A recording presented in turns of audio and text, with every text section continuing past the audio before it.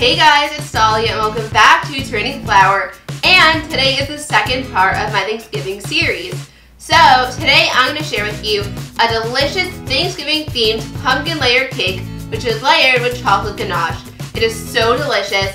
I have served it to several people and they've all loved it. So I can't wait to share it with you, and let's get started. To begin making this cake, I'm going to need flour, pumpkin pie spice, cinnamon, salt, baking powder, and baking soda. We're going to whisk those all together in a large bowl until they're all combined. Okay guys, so now we're going to begin combining our wet ingredients. We're going to start with the sugar, the brown sugar, the eggs, pumpkin puree, and oil.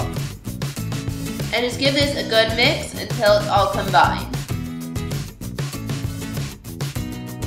Pour the wet ingredients into the dry ingredients and stir it up.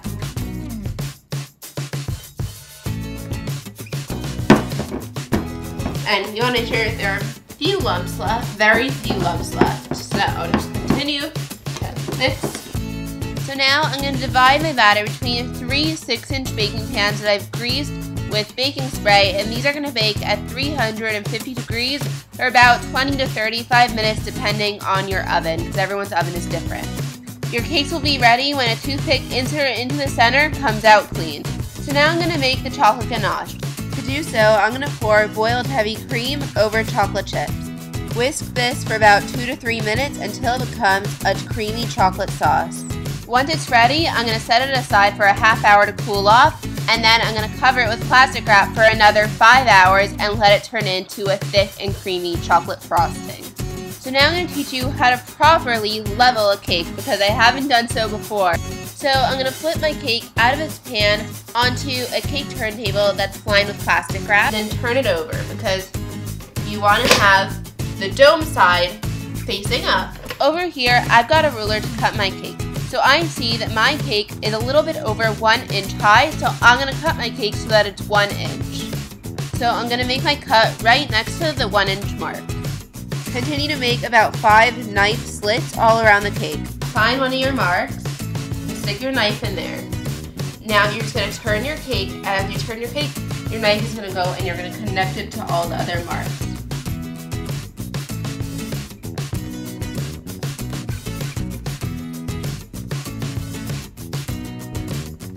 Now, all the sides of my cake are cut slightly. Now, you don't want to saw your knife in all the way into the cake. You want to just go around the cake, and as you cut around, it's going to go in, and a little bit more. So you're just going to turn the cake, try to keep your knife leveled, and just turn. And you're going to feel that your knife is in the center of the cake, and then you'll be able to take the top off. Now, remove the top of your cake, and then repeat this for all 3 of your layers. Now I'm going to teach you how to properly ganache a cake. So you're going to take some ganache onto the back of your spatula and just put it down onto a cake board. And this is going to ensure that your cake sticks to it and doesn't move. And also if you put some lines in it like this, and that's supposed to help it stick. So now layer number 1 is going to go down, and make sure you center it on your cake board. Take about 2 tablespoons of the ganache and put it onto the layer of our cake. Use an offset spatula and just smooth it around. You want to make an 8 pattern in the icing so that the crumbs don't come up. Now repeat the same process with the second layer and add the ganache and spread it on. Now we're going to place our last layer on, but make sure that the part that you cut is facing into the cake so that the flat bottom will be on the top so you have a flat surface. We're going to do a crumb coat.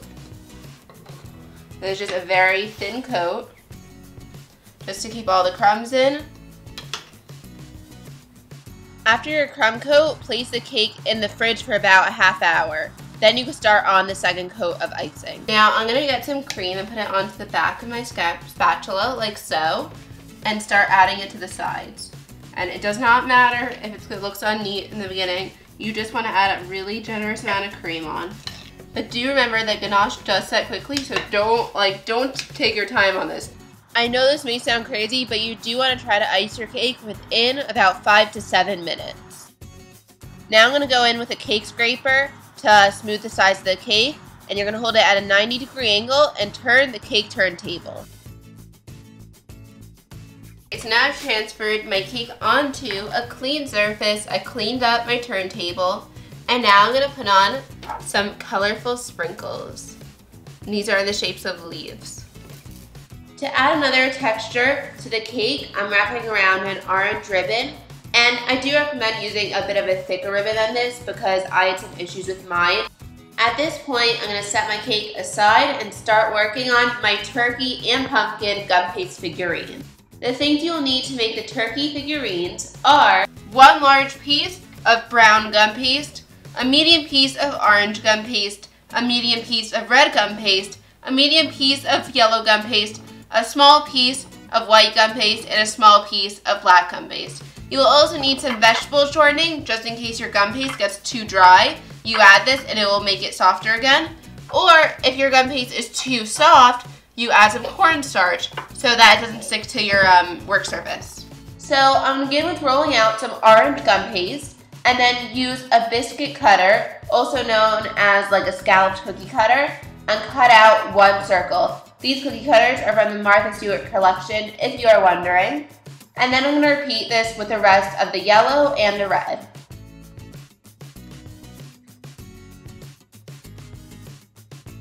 Okay, so now that we have our 3 scallops, we're going to take them and then just set them to the side and begin with our body.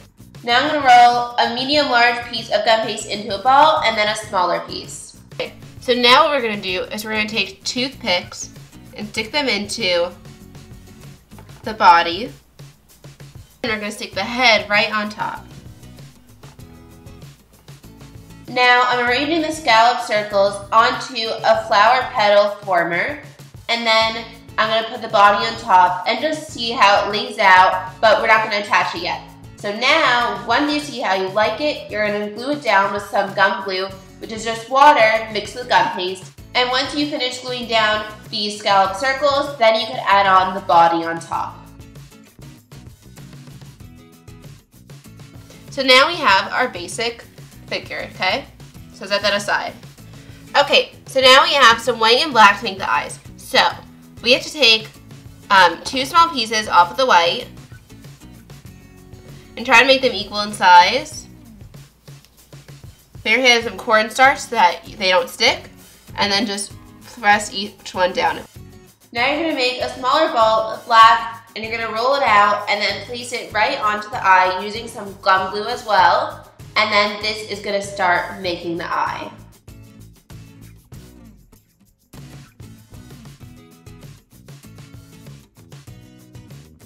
Now just take 2 really teeny pieces of white and roll them out and then place them on top of the black with the gum glue. Now you're gonna place both eyes onto the face and then glue them down with some more gum glue. I've rolled out some yellow gum paste, and then to make the beak, I'm just gonna cut it into a diamond shape.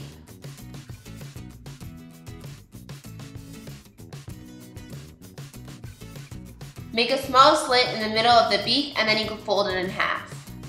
Then I'm gonna place the beak down onto the face and glue it down and then press it down with a toothpick. Now we're gonna make a little orange thing that hangs over the beak, which is actually called the snood, and just roll it out into like a little log and then glue it down. I've got to give my turkey some character, so I'm going to give him a hat. So I'm going to cut out a black circle, and then with the rest of the black, shape it into like a box, and then you're going to glue this box onto the circle with some gum glue. And then lastly, I'm going to put a little row of orange all around the hat just to give it some color. To make the turkey's wings, I rolled out some red gum paste, and I'm going to use a leaf cutter to make them. And then I'm just going to apply some gum glue onto them and put them onto the turkey as I like. The final step is to make the feet. So I'm going to cut some orange gum paste that I've rolled out into a rectangle, and then I'm going to make 2 slits into it and then pull out the piece of orange that's being cut off, and then there are your feet. And then you can just use your fingers to shape the feet how you like them, make them a bit more rounded. Then repeat this again to make another foot. Once your turkey has dried out for about a half hour, you can glue on the hat. And don't worry about all the leftover cornstarch that's on top of it. You could just use a paintbrush to brush it off later on. Now let's make the pumpkin. So I'm really sorry, I did lose a few minutes of footage. So basically what I did was I rolled a medium small piece of orange gum paste into a ball, and then I used a gum paste tool to make the indent into the center. And then, just like I just did, I used a knife to just make lines on the sides to give it more of a pumpkin look. So I have a small piece of brown gum paste that I'm rolling into a log, and I'm going to place this in the center as a stem onto the pumpkin. Now I'm going to make the leaf, so to do so, just roll out some green gum paste, and then you're going to use a cookie cutter to cut into a leaf, and then I'm going to make a line down the center, and then lines going on the side to look like leaf veins, and it will just give it a more real effect. Once you've made your leaf, you can just attach it down with some gum glue and position it however you like. So the last step is I'm going to roll out some green gum paste into like a really skinny snake, and then twist it up, and then just lay it onto my pumpkin as I like. Then I placed my turkey figurine onto my finished cake and added the pumpkin. So here's the final cake. I really hope you liked it, and I think it came out quite silly, and the full recipe will be in the description box below. Thank you all so much for watching. I really hope you enjoyed this video. As you see already, I have an obsession with pumpkin. I love making everything with pumpkin, and you'll see a bunch more recipes to come in the future with it. So if you liked it, give it a thumbs up, and subscribe to my channel for more videos every week. And thanks again for watching. See you then. Bye!